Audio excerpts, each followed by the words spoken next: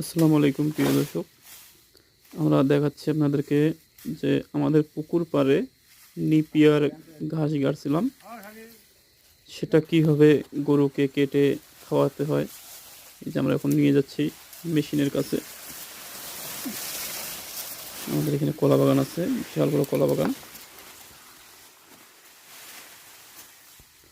আমাদের সঙ্গে থাকবেন, তোমরা পার্ট টু পার্ট দেখাবো যে কীভাবে কাটতে হয়, কীভাবে খাওয়াতে হয়। আমাদের সঙ্গেই থাকবেন।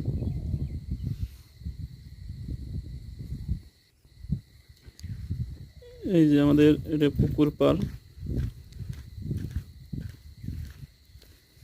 এই পুকুর পাড়ের চতুর্দিক দিয়ে আমরা নিপিয়ার ঘাস গাড়ছি গরুর জন্য।